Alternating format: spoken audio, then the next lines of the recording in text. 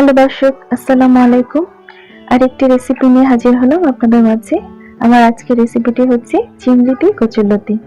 সবার খুব পরিচিত একটা রেসিপি। তো আমি কিভাবে রান্না করি আজকে সেটাই দেখানোর চেষ্টা করেছি। চলুন উপকরণগুলো দেখে আসি।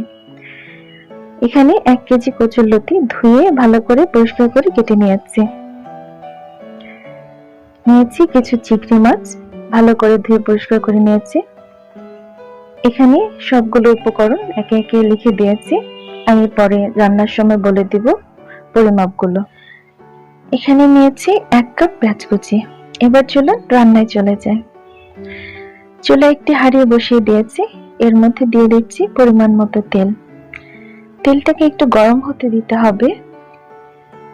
তেলটা গরম হয়ে আসলে দিয়ে দেব এর মধ্যে 1 কাপ পেঁয়াজ কুচি। খুবই সিম্পল একটা রেসিপি। দিয়ে দিচ্ছি 1 কাপ পেঁয়াজ কুচি। পেঁয়াজগুলো দেওয়া হয়ে গেলে এখন 2-3 মিনিট ভেজে নিব। পেঁয়াজটা পুরো ভাজা ভাজা করা যাবে না, জাস্ট একটু নরম হয়ে গেলেই হবে, কারণ পেঁয়াজ থেকে কাঁচা গন্ধটা যাতে চলে যায়। পেঁয়াজটা ভাজা হয়ে গেলে এখন এর মধ্যে দিয়ে দিব আদা, রসুন ও জিরা বাটা। আমি 3টা একসাথে বেটে নিয়েছি, আপনারা চাইলে সব আলাদা আলাদা দিতে পারেন। দিয়ে দিচ্ছি এর মধ্যে 2 টেবিল চামচ আদা, রসুন ও জিরা বাটা। এটাকে ভালোভাবে একটু নেড়েচেড়ে ভেজে নিতে হবে যাতে কাঁচা গন্ধটা চলে যায়। এবার মশলাগুলো ভালোভাবে নেড়েচেড়ে 2 থেকে 3 মিনিট একটু ভেজে নিতে হবে। মশলাগুলো ভাজা হয়ে গেলে এর মধ্যে দিয়ে দেব 2 টেবিল চামচ হলুদ মরিচের গুঁড়া। আপনারা চাইলে আলাদা আলাদা দিতে পারেন, আমি একসাথে মিক্সড করে নিয়েছি তাই আমি একসাথে দিয়ে দিচ্ছি। এখন দিয়ে দিচ্ছি 2 টেবিল চামচ হলুদ ও মরিচের গুঁড়া।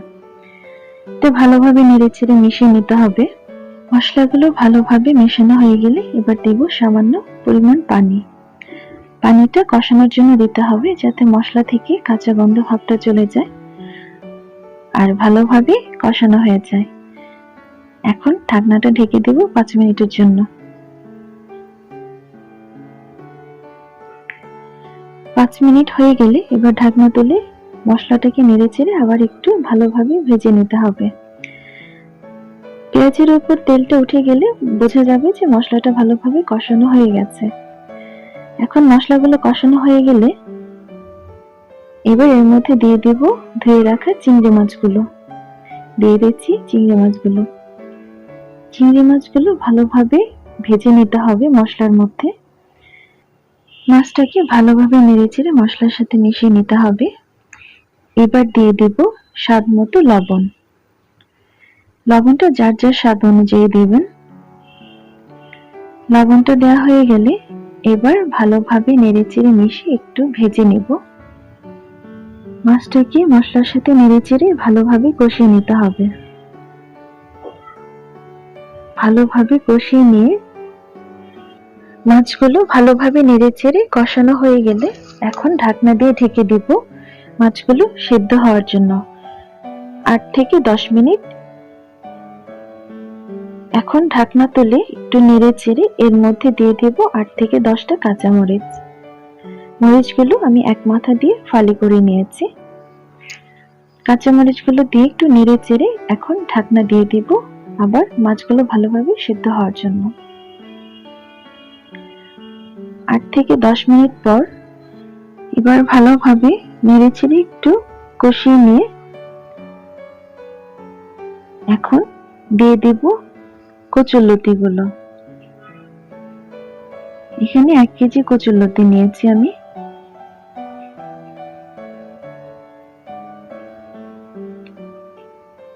কচুরলতিগুলো এবার ভালোভাবে নেড়েচেড়ে মিশিয়ে নিতে হবে। কচুরলতিগুলো নেড়েচেড়ে ভালোভাবে মশলার সাথে কষিয়ে নিতে হবে।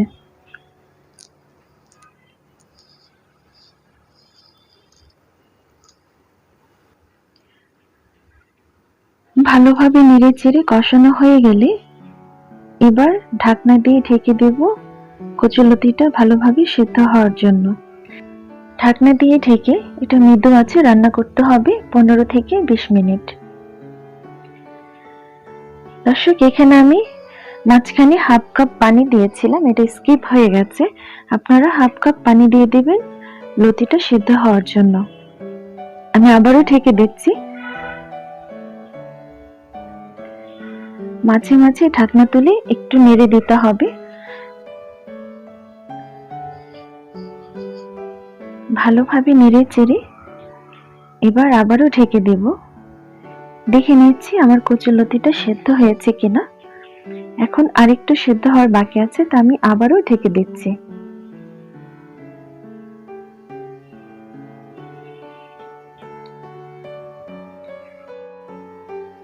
ভালোভাবে মেশানো হয়ে গেলে এখন এর মধ্যে দিয়ে দেব কুচি করা ধনিয়া পাতা।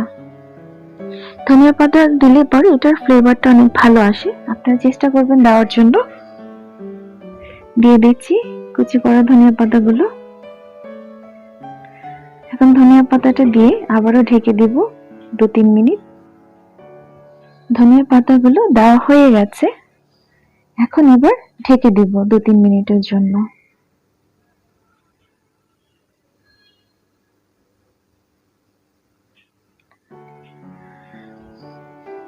দর্শক, 2-3 মিনিট পর এখন আমি এটাকে নেড়ে চেড়ে মিশিয়ে নেব।